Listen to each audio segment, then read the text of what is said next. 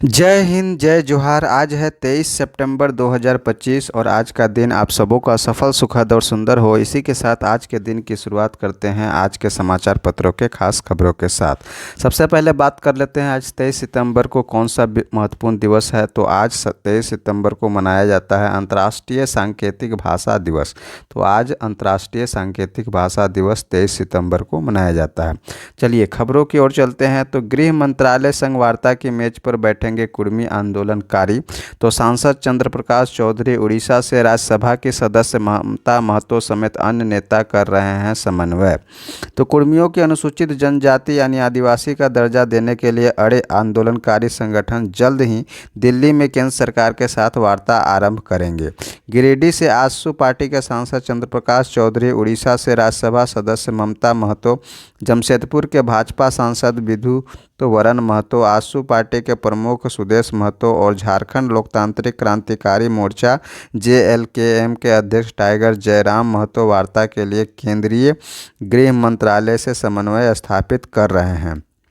उल्लेखनीय है कि बीते सप्ताह कुर्मी संगठनों के रेल टेका, डहर छेका, रेल रोको, रास्ता रोको कार्यक्रम के दौरान बड़े पैमाने पर रेल यातायात को प्रभावित किया गया था। देर रात केंद्रीय गृह मंत्रालय के आश्वासन पर कुर्मी संगठनों ने अनिश्चितकालीन आंदोलन वापस लेने की घोषणा की थी। कुर्मी संगठनों की संयुक्त समिति के प्रमुख शीतल ओहदार के मुताबिक प्रमुख नेता केंद्रीय गृह मंत्रालय के संपर्क में है। एक सप्ताह के भीतर आंदोलनकारियों को वार्ता के लिए दिल्ली बुलाया जा सकता है। ओहदार ने बताया कि वार्ता में केंद्र सरकार के रुख को देखते हुए आगे की रणनीति तय होगी। अगर केंद्र सरकार का रुख सकारात्मक नहीं रहा तो आंदोलन तीव्र रूप लेगा। क्या है मुद्दा? तो कुर्मी समुदाय आदिवासी का दर्जा चाहता है। संगठनों का दावा है कि संविधान बनने से पहले वर्ष 1931 की जनगणना तक इन्हें आदिवासी सूची में माना गया था। झारखंड में कितने जनप्रतिनिधि है? तो झारखंड से 2 लोकसभा सदस्य, 1 राज्यसभा सदस्य हैं, 10 विधायक हैं। कौन दल कर रहा है खुला समर्थन? तो आजसू पार्टी JLKM ने खुलकर पक्ष लिया है। अन्य दलों का रवैया स्पष्ट नहीं है। तो गृह मंत्रालय के आश्वासन पर रेल टेका, डहर छेका आंदोलन स्थगित किया गया था। कुर्मी संगठनों ने केंद्र पर बढ़ा दबाव है। रेल रोको आंदोलन की सफलता से उत्साह है। बीते सप्ताह कुर्मी संगठनों ने कार्यक्रम के तहत झारखंड के प्रमुख रेल मार्गों पर धरना दिया। हटिया, रांची, बोकारो, कोडरमा और धनबाद, गिरिडीह समेत अन्य रेल मार्ग पर हजारों आंदोलनकारियों ने ट्रेनें रोकी, जिससे रेल यातायात ठप हो गया। यात्रियों को घंटों परेशान होना पड़ा और सामान से लदी ट्रेनें रुकी रहीं। इससे केंद्र सरकार पर भारी दबाव पड़ा क्योंकि आंदोलन ने आर्थिक गतिविधियों को प्रभावित किया। देर रात केंद्रीय गृह मंत्रालय के अधिकारियों ने फोन पर आश्वासन दिया कि मांगों पर गंभीरता से विचार किया जाएगा और वार्ता का मार्ग प्रशस्त होगा। इसके बाद कुर्मी संगठनों को संयुक्त समिति ने अनिश्चितकालीन आंदोलन स्थगित करने की घोषणा की। अगली खबर की ओर चलते हैं। कर्ज से मोहभंग कर सुधारी झारखंड की अर्थव्यवस्था। तो केंद्रीय मदद और कर्ज की अर्थव्यवस्था से अलग रास्ता अपनाकर झारखंड की आर्थिक स्थिति में सुधार हुआ है। यही कारण है कि दशकीय अध्ययन वाली रिपोर्ट में जिन 16 राज्यों को राजस्व सरप्लस वाला बताया गया उनमें झारखंड का चौथा स्थान है। रिपोर्ट में कई बीमारू राज्यों की स्थिति राजस्व सरप्लस की रही है और इसमें उत्तर प्रदेश सबसे ऊपर है। CAG ने पहली बार दशकीय अध्ययन वाली रिपोर्ट जारी की है। पहली बार दशकीय अध्ययन वाली रिपोर्ट जारी की है जिसमें 2022 से 2023 में 16 राज्यों को राजस्व सरप्लस पाया गया है। इस रिपोर्ट में झारखंड को चौथा स्थान मिलने के पीछे कारणों पर विभागीय अधिकारियों ने बताया कि सबसे अहम निर्णय केंद्र से बेवजह का ऋण लेने की व्यवस्था से पीछे हटना रहा है। इसके अलावा राज्य सरकार ने महंगी दरों पर कर्ज लेने के मामले पर संज्ञान लेते हुए ऐसे कर्जों से मुक्ति पाने का निर्णय लिया और इसे लागू भी किया। इसका असर दिखना शुरू हुआ। हालांकि अर्थशास्त्री इस स्थिति को हमेशा बेहतर नहीं मानते हैं। रांची विश्वविद्यालय में अर्थशास्त्र के शिक्षक धीरज मनी पाठक बताते हैं कि एक सामान्य व्यक्ति आय से अधिक खर्च करता है तो उसे अच्छा नहीं कहा जा सकता। राज्य की अर्थव्यवस्था को लेकर यह बात सीधे उल्टी मानी जाती है। अगर कोई राज्य कर्ज लेकर विकास कार्य कर रहे हैं तो इसे बेहतर ही माना जाता है। सरप्लस राज्य 13,563.59 करोड़ जबकि सरप्लस राजस्व रहा 2022-23 में 18,968 करोड़ सरप्लस राजस्व रहा 2024-25 में। तो सीएजी की रिपोर्ट में राजस्व सरप्लस वाले राज्यों में झारखंड का चौथा स्थान मिला। झारखंड की आर्थिक स्थिति में सुधार, बेवजह ऋण लेने से बचने की नीति कारगर साबित हुई। यह बताना आवश्यक है कि राज्य सरकार एफआरबीएम एक्ट के तहत निर्धारित सीमा के अंदर ही कर्ज लेकर काम कर रही है। आर्थिक सुधारों को लेकर कई और भी प्रयोग सफल रहे हैं, कहना है राधा कृष्ण किशोर, जो कि वित्त मंत्री है झारखंड सरकार में। झारखंड हाई कोर्ट के कुछ न्यायाधीश अपने कार्यों को पूरा करने में असमर्थ है, कहना है सुप्रीम कोर्ट का। तो सुप्रीम कोर्ट ने सोमवार को कहा कि हाई कोर्ट के कुछ जज अपने कार्यों को पूरा करने में असमर्थ हैं, इसलिए उनके प्रदर्शन का मूल्यांकन किया जाना चाहिए। जस्टिस सूर्यकांत और एन कोटेश्वर सिंह की पीठ ने कहा कि वह हाई कोर्ट के जजों के लिए स्कूल प्रिंसिपल की तरह काम नहीं करना चाहती, लेकिन यह सुनिश्चित करने के लिए एक सेल्फ मैनेजमेंट सिस्टम होना चाहिए कि उनकी मेज पर फाइलों का ढेर न लगे। अगली खबर की ओर चलते हैं। वॉइस क्लोनिंग से रंगदारी, नाम मयंक का। तो अजरबैजान में गिरफ्तारी के बाद भी मयंक के नाम पर कारोबारियों को रंगदारी की आ रही है कॉल। तो एसटीएफ के हाथों मुठभेड़ में मारे गए गैंगस्टर अमन साहू का सबसे करीबी माने जाने वाला कुख्यात अमन सिंह 11 महीना पहले ही अजरबैजान में गिरफ्तार हो चुका है और उसे झारखंड लाए भी 1 महीने बीत चुके हैं, लेकिन रंगदारी मांगने के लिए कारोबारी के पास उसके धमकी भरे फ़ोन कॉल का जाना बंद नहीं हुआ है। अगली खबर की ओर चलते हैं। तो चुनाव लड़ने वालों को खोलना होगा अब नया बैंक अकाउंट। तो हेराफेरी पर अंकुश लगाने और पारदर्शिता को लेकर पहल की गई है। तो विधानसभा चुनाव लड़ने वालों को कर्ज में पारदर्शिता बरतनी होगी। चुनाव आयोग ने सोमवार को पत्र लिखकर बिहार के मुख्य निर्वाचन अधिकारी को इस संबंध में विस्तृत दिशा निर्देश दिया है। आयोग ने पत्र में कहा है कि चुनाव लड़ने वाले सभी प्रत्याशियों को अनिवार्य रूप से नया बैंक खाता खोलना होगा। अगली खबर की ओर चलते हैं। तो मधुपुर थाने से 500 मीटर की दूरी पर 2.70 करोड़ की बैंक डकैती हुई है। तो एक डकैत ने बुर्का, दूसरे ने पहना था हेलमेट, हथियार लहराकर डांस भी किया। तो खबर है मधुपुर देवघर से। तो देवघर जिले के मधुपुर में थाने से महज 500 मीटर दूरी पर स्थित एचडीएफसी बैंक में सोमवार को अपराधियों ने दिन दहाड़े बैंक में घुसकर 2.70 करोड़ की डकैती कर ली। बताया जाता है कि बैंक जिस घर पर किराए पर चलता है वह राज्य सरकार के मंत्री इरफान अंसारी के परिवार से संबंधित है। वही बैंक के सामने ही आरपीएफ का बैरक और अधिकारियों का क्वार्टर भी है। लोगों ने बैंक की सुरक्षा व्यवस्था पर भी सवाल उठाए हैं। अगली खबर की ओर चलते हैं। तो यह है आज का क्यूज का क्वेश्चन। तो देश में किस वर्ष से जीएसटी कर प्रणाली लागू हुई? तो 2017 इसका सही उत्तर हो जाएगा। 2017 यानी 1 जुलाई 2017 से हमारे देश में जीएसटी कर प्रणाली लागू की गई थी। अभी हाल में ही एशिया कप में पाकिस्तान के खिलाफ अभिषेक शर्मा ने कितने रन बनाए? तो सही उत्तर हो जाएगा 74 रन बनाए। तो इसका सही उत्तर हो जाएगा 74। अगला सवाल है लेखिका प्रभा खेतान की आत्मकथा का नाम क्या है? तो इसका सही उत्तर हो जाएगा अन्या से अनन्या, ये उसके आत्मकथा का नाम है। चलते हैं अगली खबर की ओर। तो टैक्स कटौती का दिखा है असर, पहले दिन खूब बिके एसी, टीवी और कारें। तो नवरात्र के पहले दिन जीएसटी बचत उत्सव पर सोमवार को बाजार में धूम दिखाई दी। नया जीएसटी नियम लागू होने के बाद बाजार में खरीदार उमड़ पड़े।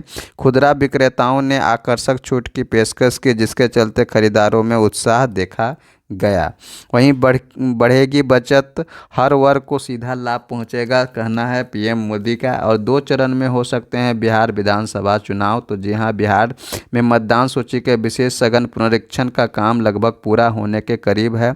30 सितंबर को अंतिम मतदाता सूची प्रकाशित की जाएगी और दशहरे के बाद चुनावी तैयारियों का आकलन करने के लिए चुनाव आयोग राज्य का दौरा कर सकता है। अगली खबर की ओर चलते हैं। तो कैग रिपोर्ट कभी बीमारू रहा उत्तर प्रदेश, अब बेमिसाल राजस्व बचत में रहा अव्वल नंबर पर। तो उत्तर प्रदेश का रेवेन्यू सरप्लस 37,000 करोड़ से ज़्यादा, कहना है कैग रिपोर्ट का। और मध्य प्रदेश ने भी लगाई लंबी छलांग। तो कभी बीमारू राज्य का दर्जा पाए, पिछड़ेपन व आर्थिक तंगी की वजह से चर्चा में रहने वाले उत्तर प्रदेश और मध्य प्रदेश ने आर्थिक मोर्चे पर कड़ी उपलब्धि हासिल की है। भारत के महालेखाकार यानी कैग की ताज़ा रिपोर्ट के मुताबिक वित्त वर्ष 2023 में उत्तर प्रदेश रेवेन्यू सरप्लस में अव्वल रहा है। इसका मतलब है कि उत्तर प्रदेश की आमदनी खर्चों से ज़्यादा रही। प्रदेश के पास साल 2023 में सबसे ज़्यादा 37,000 करोड़ की बचत पाई गई। खास बात यह रही कि इस सूची में उत्तर प्रदेश ने गुजरात को दूसरे नंबर पर धकेल दिया। इसके अलावा मध्य प्रदेश ने भी टॉप 10 में जगह बनाई है। तो सबसे पहला उत्तर प्रदेश, दूसरा गुजरात, तीसरा उड़ीसा, चौथा में झारखंड है जहां पर सरप्लस है 13,564 करोड़ रुपए का सरप्लस पाया गया। तो मानहानि के अपराध को श्रेणी से बाहर करने का समय आ गया है, कहना है कोर्ट का। तो सुप्रीम कोर्ट ने सोमवार को मानहानि से जुड़े एक मामले में सुनवाई के दौरान कहा कि मानहानि को अपराध की श्रेणी से बाहर करने का समय आ गया है। प्रारंभिक जांच में पायलट की चूक बताना दुर्भाग्यपूर्ण और गैर जिम्मेदाराना को कहना है कोर्ट का। तो एयर इंडिया के लंदन जा रहे विमान की 12 जून को अहमदाबाद में हुई दुर्घटना की प्रारंभिक जाँच रिपोर्ट के चुनिंदा प्रकाशन पर सुप्रीम कोर्ट ने नाराजगी जताई है। कोर्ट ने कहा कि प्रारंभिक रिपोर्ट में पायलटों की चूक बताना दुर्भाग्यपूर्ण और गैर जिम्मेदाराना है। तो यह था खबर। अगली खबर में चलते हैं। भारत पाकिस्तान प्रतिद्वंद्विता की चमक पड़ रही है फीकी। तो बीते कुछ वर्षों में भारतीय टीम को चुनौती नहीं दे सके पाकिस्तानी टीम पिछले साल भिड़ंत में से सभी में जीता है भारत। तो एशिया कप में रविवार को भारत ने पाकिस्तान पर 7 विकेट से एकतरफा जीत दर्ज कर यह साफ कर दिया कि अब क्रिकेट की दुनिया में सबसे बड़ा मुकाबला माने जाने वाले इस प्रतिद्वंद्विता की चमक फीकी पड़ चुकी है। कभी एल क्लासिको यानी बार्सिलोना बनाम रियल मैड्रिड और एसेज यानी इंग्लैंड बनाम ऑस्ट्रेलिया से भी बड़ी प्रतिद्वंद्विता वाली यह भिड़ंत अब एकतरफा हो गई है। अतीत में भारत पाकिस्तान मुकाबले न सिर्फ क्रिकेट के लिहाज से बल्कि भावनाओं और जुनून के स्तर पर भी असाधारण माने जाते थे। 1980 से और 1990 के दशक में जब दोनों देशों के बीच द्विपक्षीय सीरीज खेली जाती थी तो मैदान के साथ साथ दर्शकों में गजब का रोमांच देखने को मिलता था। शारजाह कप से लेकर विश्व कप और चैंपियंस ट्रॉफी तक जहां भी भारत पाकिस्तान भिड़े वहां दर्शकों की धड़कनें तेज हो जाती थी। एक एक गेंद, एक एक रन और हर विकेट पर जैसे जश्न या मातम का माहौल बन जाता था। तो भारत ने पाक के विरुद्ध अंतिम 7 मैच जीते हैं। जैसे कि एशिया कप 2025 में भारत ने 6 विकेट से जीता है। एशिया कप 2025 भारत 7 विकेट से जीता है। जबकि चैंपियंस ट्रॉफी 2025 में भारत 6 विकेट से जीता। T20 वर्ल्ड कप 2024 में भारत 6 रन से जीता। विश्व कप 2023 में भारत 7 विकेट से जीता और एशिया कप 2023 में भारत 228 रन से जीता और T20 वर्ल्ड कप 2022 में भारत 4 विकेट से जीता है। तो कुर्मी आंदोलन के चलते 54 ट्रेनें रद्द और 37 ट्रेनों के मार्ग बदले गए। तो रांची रेल मंडल सहित दक्षिण पूर्व रेलवे के विभिन्न सेक्शन में आदिवासी कुर्मी समाज के रेल रोको आंदोलन का गहरा प्रभाव पड़ा। इस आंदोलन के कारण 20 से 22 सितंबर तक कुल 54 ट्रेनों का परिचालन रद्द किया गया। 27 ट्रेनों को शॉर्ट टर्मिनल किया गया जबकि 12 ट्रेनों का पुनर्निर्धारण किया गया और 37 ट्रेनों के मार्ग में परिवर्तन किया गया। रेलवे ने यात्रियों की सुविधा और सुरक्षा के लिए निरंतर निगरानी और वैकल्पिक इंतजाम किए। मंडल रेल प्रबंधक और वरिष्ठ अधिकारियों ने स्वयं हालात पर नज़र रखी और आसपास के मंडलों से समन्वय कर वैकल्पिक परिवहन सुनिश्चित किया। इसकी जानकारी सीनियर DCM सूची सिंह ने सोमवार को DRM कार्यालय में आयोजित प्रेस वार्ता में दी। तो सीनियर DCM सूची सिंह आप ये हैं। तो रेलवे ने यात्रियों की सुरक्षा और सुविधा का रखा खास ध्यान। 3 ट्रेनों के यात्रियों के लिए बस सेवा की कराई गई उपलब्ध। तो अगली खबर की ओर चलते हैं। तो उत्तर प्रदेश में जातीय रैली पर रोक है। तो शासनादेश है, पुलिस रिकॉर्ड और सार्वजनिक स्थलों पर अब नहीं होगा जाति का जिक्र। तो उत्तर प्रदेश में शासन ने जातिगत भेदभाव समाप्त करने के लिए पुलिस के अभिलेखों के साथ ही सार्वजनिक स्थानों पर जाति अंकित करने पर रोक लगा दी है। कार्यवाहक मुख्य सचिव दीपक कुमार ने रविवार को इस संबंध में शासनादेश जारी किया है। पिछले दिनों इलाहाबाद हाईकोर्ट ने सरकार को आदेश दिए थे कि पुलिस रिकॉर्ड और सार्वजनिक स्थलों पर लोगों के नाम के साथ जाति के उल्लेख पर रोक लगाई जाए। अगली खबर की ओर चलते हैं। फिट्च ने टीम वर्ल्ड को बनाया चैंपियन। तो अमेरिका के ट्रेलर फिट्च ने रविवार को निर्णायक प्रदर्शन करते हुए अलेक्जेंडर ज्वेरेव को 6-3, 7-6 से हराया और टीम वर्ल्ड ने टीम यूरोप को 15-9 से मात देकर लेवर कप का खिताब अपने नाम किया है। यह टीम वर्ल्ड का तीसरा खिताब है। तो यह लेवर कप ट्रॉफी के साथ टीम वर्ल्ड के सदस्य देख सकते हैं फोटो में। और H1 वीजा संकट के बीच चीन ब्रिटेन ने प्रतिभागियों के लिए खोले द्वार। तो H1B वीजा पर सख्ती करके अमेरिका जहां पर विदेश के प्रतिभाशाली पेशेवरों को परेशान कर रहा है, वहीं H1B वीजा संकट के बीच चीन और ब्रिटेन मौके की नज़ाकत को समझते हुए प्रतिभाओं के स्वागत के लिए आतुर हैं। दोनों देशों ने विदेश के प्रतिभाशाली लोगों के लिए अपने द्वार खोल दिए हैं। चीन जहां अगले महीने से नए रोजगार वीजा को शुरू करने की तैयारी कर रहा है, वहीं ब्रिटेन सरकार वीजा शुल्क माफी पर विचार कर रही है। अब एक दिन गुलाम जम्मू कश्मीर कहेगा मैं भारत हूं, कहना है राजनाथ का। तो ऑपरेशन सिंदूर पर कहा हमने धर्म पूछकर नहीं कर्म देखकर मारा। मोरक्को के 2 दिवसीय दौरे पर रक्षा मंत्री भारतीयों से की बातचीत। तो रक्षा मंत्री राजनाथ सिंह ने सोमवार को कहा कि भारत बिना कोई आक्रामक कदम उठाए गुलाम जम्मू कश्मीर पर फिर से नियंत्रण पा लेगा, क्योंकि पाकिस्तान के कब्जे वाले इस क्षेत्र के लोग मौजूदा प्रशासन से स्वतंत्रता की मांग कर रहे हैं। वहीं पर कारोबारी समझौते पर स्थगित वार्ता भी शुरू होने जा रही है। तो भारतीय विदेश मंत्री एस जयशंकर संयुक्त राष्ट्र महाधिवेशन में हिस्सा लेने के लिए रविवार शाम अमेरिका पहुंचे। वह 27 सितंबर को महाधिवेशन को संबोधित करेंगे। यह भी उल्लेखनीय है कि भारत और अमेरिका के बीच कारोबारी समझौते को लेकर स्थगित वार्ता भी शुरू होने जा रही है। तो खालिस्तानी आतंकी पन्नू का दाहिना हाथ कनाडा में गिरफ्तार किया गया है। वहीं पर रूस 2026 में भारत को S-400 मिसाइल सिस्टम की डिलीवरी पूरी करेगा। तो साल 2018 में भारत के साथ हुए $5.43 अरब के समझौते के तहत रूस अगले वर्ष S-400 ट्रांसम वायु रक्षा प्रणाली की डिलीवरी पूरा करेगा। पाक ने अपने ही नागरिकों पर बरसाए बम, 30 मरे। तो अफगानिस्तान के वायुसेना ने अपने ही नागरिकों पर बम बरसाए। कई मीडिया रिपोर्टों के अनुसार सोमवार को वायुसेना द्वारा खैबर पख्तूनख्वा प्रांत के एक गांव पर 8 बम गिराए। इसमें महिलाओं और बच्चों सहित 30 से अधिक लोग मारे गए हैं। कर्क की स्मृति सभा में ट्रंप बोले हम सब पर निशाना साधकर चलाई गई थी गोली। कहा बंदूक भले चार्ली पर तानी गई थी, लेकिन निशाना पूरा अमेरिका था। बोले चार्ली को इसलिए चुप कराया गया क्योंकि वह बड़ी जीत हासिल कर रहे थे। पुतिन परमाणु हथियार समझौते पर 1 वर्ष बढ़ाने को तैयार है। तो रूस के राष्ट्रपति व्लादिमीर पुतिन ने अमेरिका समक्ष डोनाल्ड ट्रंप के समक्ष परमाणु हथियार समझौते को 1 वर्ष के लिए बढ़ाने का प्रस्ताव रखा है। इस बीच दोनों देश नए समझौते के लिए वार्ता करके मसौदा तैयार कर लेंगे।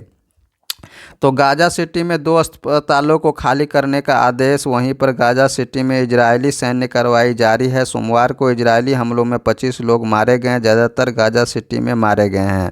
मृतकों में हमास की नौसेना का डिप्टी कमांडेंट यूसेफ भी शामिल है। वह 7 अक्टूबर 2023 को इजराइल पर हुए हमले में शामिल था। इजरायली सेना ने गाजा सिटी के प्रमुख अस्पताल जार्डेनियन को खाली करने का आदेश दिया है। तो ये था आज के समाचार पत्रों का खास खबर। हर रोज़ के समाचार पत्रों के खास खबर के लिए हमारे चैनल्स के साथ जुड़े शंकर बेदिया क्लासेस। और यदि आप JPSC एस्पायरेंट है तो इस चैनल में चैप्टर वाइज और सिलेबस वाइज जो है क्लासेस ली जा रही हैं, जिसका आप लाभ उठा सकते हैं। मिलते हैं नेक्स्ट वीडियो में, तब तक के लिए जय हिंद।